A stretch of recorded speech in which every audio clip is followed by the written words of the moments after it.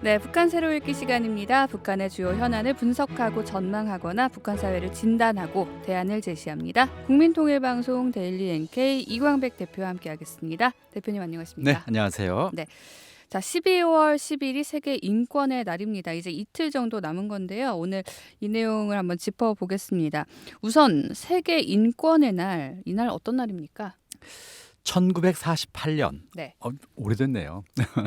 12월 10 그날에 프랑스 파리에서 열린 제3회 국제연합, 유엔이죠. 예. 총회가 열렸는데 여기서 세계 인권 선언이 채택이 됩니다. 네. 바로 이날을 기념하는 날이 바로 세계 인권의 날입니다. 예, 거의 뭐 한 70여 년 전에 그러네요. 로 거슬러 올라가는 건데요. 자, 그때 국제 연합이 세계 인권 선언을 채택을 했다면 분명 이유나 배경이 있을 것 같거든요. 어떻습니까? 사실 19세기, 20세기에 네.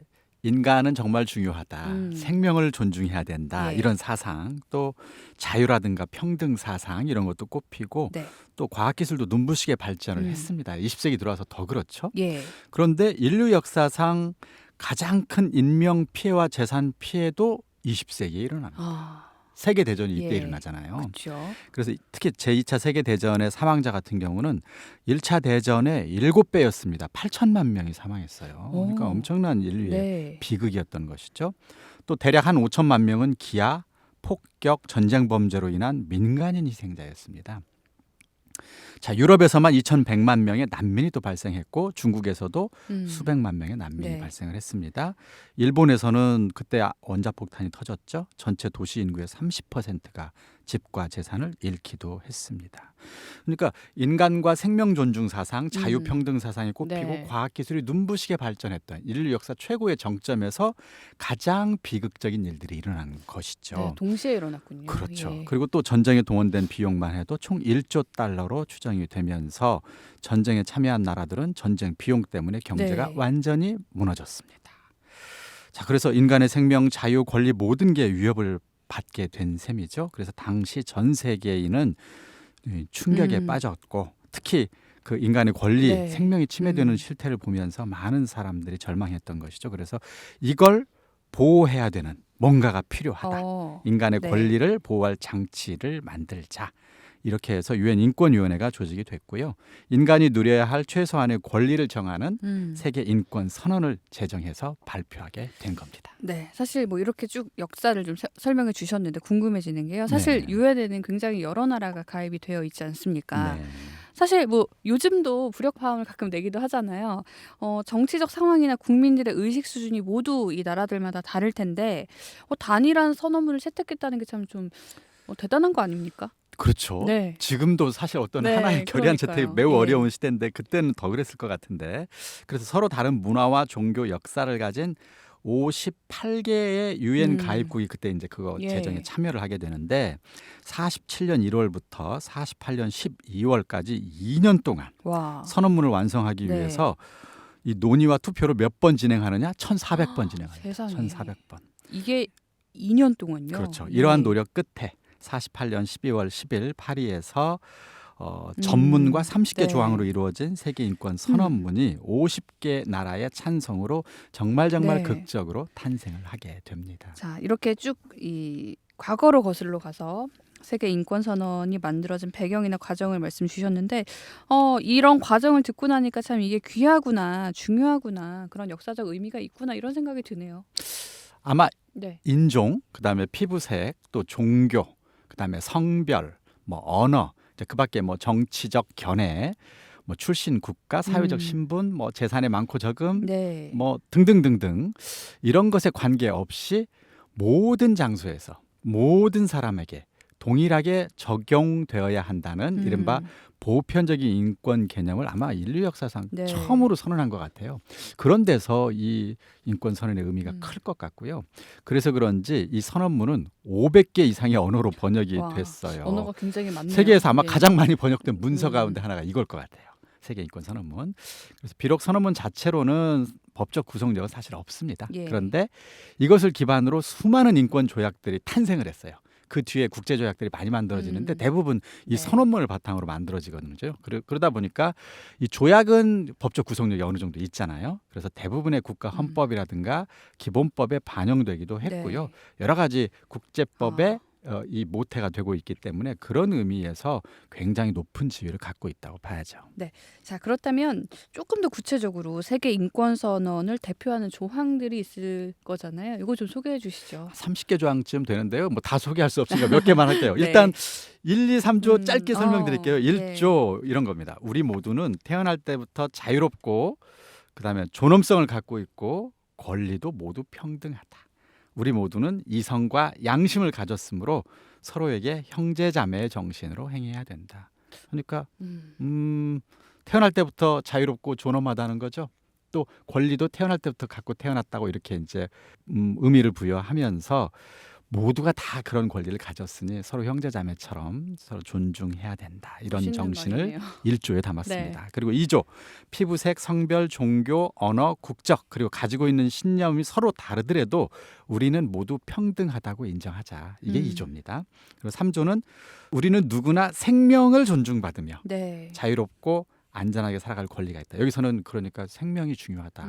누구도 어떤 누군가의 생명을 빼앗을 권리는 없는 거다. 이렇게 해서 네. 생명 존중 사상을 3조에 담았습니다. 사실 뭐 민주주의 사회에 살고 있는 입장에서는 네. 그냥 숨쉬듯 당연한 조항인 그러네요. 것 지금은 같으면서도 너무 당연한데. 네, 그러면서도 또 가슴이 뭉클해지는 게 있네요. 인권 선언에 또 폭력과 고문을 당하지 않을 권리를 다룬 조항도 있다고요. 네, 5조가 네. 있는데요. 사람은 누구나 고문이나 또는 가혹하거나 비인도적인 모욕적인 처우 네. 또는 형벌을 받지 않는다. 이런 조항을 써놨어요. 그래서 현대 사회에서는 그가 아무리 큰 죄를 저질러도 네. 어느 누구가 그 사람에게 침을 뱉는다거나 어, 모욕을 한다거나 네. 이런 형벌을 내릴 수가 없습니다. 다 이런 세계 인권 선언의 정신 때문이 아닌가 이런 생각이 들고요. 9조에 이걸 뒷받침하는 조항이 하나 더 붙여 있는데 사람은 정당한 법률에 의하지 않고는 제멋대로 잡히거나 또는 갇히거나 그 나라에서 쫓겨나지 않는다. 그러니까 정당한 법에 따라서 네. 죄를 저지른 사람은 뭐 물론 감옥에 가는 음. 경우도 있을 수는 있지만 그렇지 않을 경우에는 체포되거나 감옥에 갇히거나 이런 거 인정하지 않고 있습니다. 네. 자, 그리고 인권 선언문을 보면 개인의 자유를 굉장히 중요한 권리로 다루고 있죠. 네. 12조에 그런 조항이 좀 많이 담겨 있는데요. 개인 생활, 가족, 집, 편지나 전화, 통신 이런 거에 대해서 함부로 간섭할 수 없다는 내용이 있어요. 그래서 나의 명예, 신용에 상처도 입지 않아야 되고 만약 그런 일이 있을 때 법의 보호를 받는다 이런 네. 조항이 있고요. 13조에는 이런 게 있네요. 이제 북한에 계신 분들한테는 특히 생각해 볼 대목이 아닌가 싶은데 우리는 모두 지금 살고 있는 나라 안에서 어디든 오고 갈 수 있으며 네. 살고 싶은 곳에서 살 수 있다. 심지어 어떤 나라에서도 떠날 수 있고 또 자기 나라로 돌아갈 수 있는 권리가 있다. 그런데 네. 이제 이게 이제 흔히 뭐 그냥 한마디로 요즘에는 거주, 뭐 이동, 뭐의 자유라고 표현하는데 이게 이제 1948년에 제 13조 인권선언에 명시되어 있는데 북한 같은 경우는 안타깝게도 이게 잘 안 되고 있죠. 네. 그리고 15조에 어느 나라 사람이든 될 수 있다는 조항이 있는데 이게 재밌더라고요. 누구나 한 나라의 국민이 될 권리를 네. 갖는다. 또 국적을 바꿀 권리도 있어요.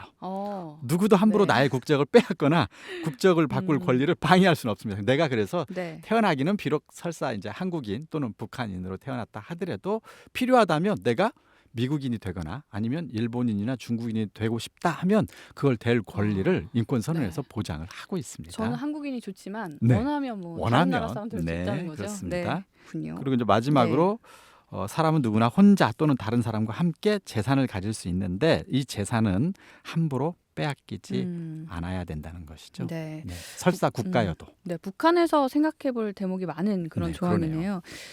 일단 북한에서 잘 지켜지지 않는 것들을 좀 이제 말씀 주신 것 같은데요.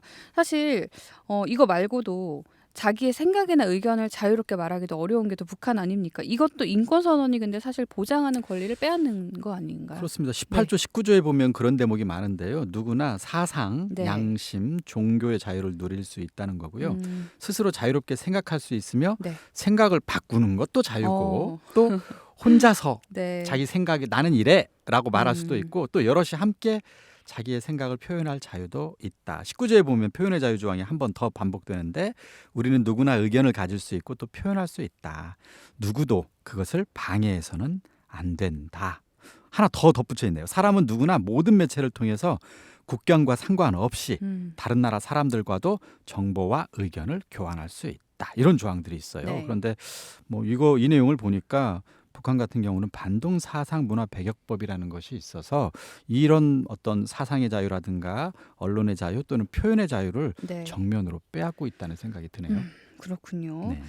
자, 인권선언 내용을 좀 듣다 보니까요. 이게 한 70여 년 전, 정확히 74년 전인데요. 그때 국제연합이 인권선언으로 보장하라고 촉구했던 그 권리 가운데 북한 주민이 보장받고 있는 게 너무 적다. 이게 좀 그런 생각이 드는데요. 이런 가운데 올해도 유엔에서 북한 인권 결의안이 채택이 됐죠.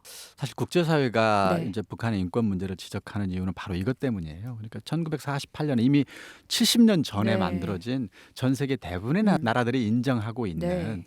사람들의 기본적인 권리마저도 북한 사회에서는 거의 보장이 안 되고 있는 이런 상황. 이것 때문에 네. 유엔에서는 북한 인권 결의안을 지금 해마다 채택을 하고 있는데 제3위원회, 유엔 총회 제3위원회에서 11월 16일 날 미국 뉴욕 유엔 본부에서 회의를 열고 이 북한 인권 결의안을 채택을 했어요. 결의안은 회원국 중에 표결합시다 이렇게 요청한 나라가 하나도 없었어요. 다수결로 그래서 하자고 한 예. 주체가 없는 그래서 거죠. 이런 방식을 네. 이제 컨센서스라고 그러는데 표결 없이 그냥 전원 동의 형태로 음. 채택이 될 정도로 북한 인권 문제는 국제사회가 크게 공감하는 문제라고 봐야 될 것 같아요. 네. 사실 유엔에서 북한 인권 결의안이 채택된 것도 뭐 한두해 얘기는 아니지 않습니까? 오래됐네요. 네. 네. 북한 인권 결의안 2005년 이후에 지금 매년 채택돼 왔어요. 올해 결의안은 12월 중에 이제 유엔 총회 본회의에서 이제 이번에 위원회 제3위원회에서 채택된 요 결의안이 12월 유엔 총회 네. 본회의에 상정될 예정입니다. 그래서 어쨌든 2005년부터니까 뭐 10년이 훨씬 그러니까요. 넘었네요. 네. 뭐 지금 한 18년째 되나요? 결의안에 또 북한에서 지켜지지 않는 것들을 좀 담았죠. 이거 공교롭게도 네. 아까 우리가 지금까지 쭉 말한 세계 인권 선언에 담긴 내용들이 대부분 이 결의안에 포함이 돼 있습니다. 안타깝습니다. 고문. 예. 그다음에 북한 정부에 의해서 법에 따르지 않고 자의적으로 하는 구금, 감옥에 가두는 거죠. 네. 성폭력, 그다음에 심지어는 정치범 수용소, 그리고 북한 정부가 외국에 있는 다른 나라 국민들을 납치해가지고 강제 실종되는, 이거 강제 실종이라고 아이고, 부르는데 네. 이런 문제, 그다음에 이동의 자유를 제한하는 문제, 그다음에 사상, 종교, 뭐 표현의 자유 다 제약하고 있다는 문제, 네. 그리고 아직도 식량 문제가 심각해서 굶주리는 그렇죠. 사람도 있잖아요. 네. 그런 경제, 사회, 문화적 권리 침해도 심각하다는 거고, 여성이나 아동, 장애인 인권도 여전히 심각하게 권리 침해가 벌어지고 있다는 내용이 이번 결의안에도 담겨 있습니다. 또 한 가지 더 특이한 점은 안전보장이사회에 북한 인권 상황에 대한 국제형사재판소에 인권 상황을 회부해라 이런 권고안이 이번에도 들어가 있어요. 인권 침해에 가장 책임이 있는 것으로 보이는 사람들을 겨냥해서 이 사람들을 추가로 제재해야 된다는 것도 권고를 하고 있습니다. 근데 여기서 인권 침해에 가장 책임이 있는 것으로 보이는 사람들을 제재하라는 이 권고안에 이 사람들은 사실상 김정은 위원장을 겨냥한 것으로 그렇게 보고 있습니다. 네. 이 대목은 2014년부터 9년 연속 포함이 되는 내용입니다. 네. 자, 올해도 유엔에서 어김없이 북한 인권 결의안이 채택이 됐습니다. 마지막으로 이런 모든 노력들이 법적 구속력도 없고 그렇지만 어떤 의미를 가지고 있는지 한번 짚어주시면 좋을 것 같아요. 벌써 18년째고요. 매년 새로운 사항이 또 추가되고 있기도 합니다. 북한 인권 상황의 개선의 조짐을 보이고 있지 않다는, 어떻게 보면 북한의 현 김정은 정부 하에서는 그럴 희망도 없는 것 아니냐, 이런 뜻으로 해석될 수도 있을 것 같아요. 지금 18년째 계속 같은 내용이잖아요. 그럼에도 불구하고 국제사회는 북한 주민의 자유와 권리를 보장하고 증진하기 위해서 포기하지 않고 끝까지 노력하고 있다, 이런 의미로도 해석이 될 것 같습니다. 네. 인권 문제에 북한 정부는 눈을 감고 있지만 그래도 국제사회에서는 눈을 정말 부릅뜨고 지켜보고 있습니다. 자, 지금까지 12월 10일 세계 인권의 날과 유엔에서 채택된 북한 인권 결의안에 대해 살펴봤습니다. 이광백 대표님과 함께했습니다. 오늘 말씀 고맙습니다. 네, 감사합니다.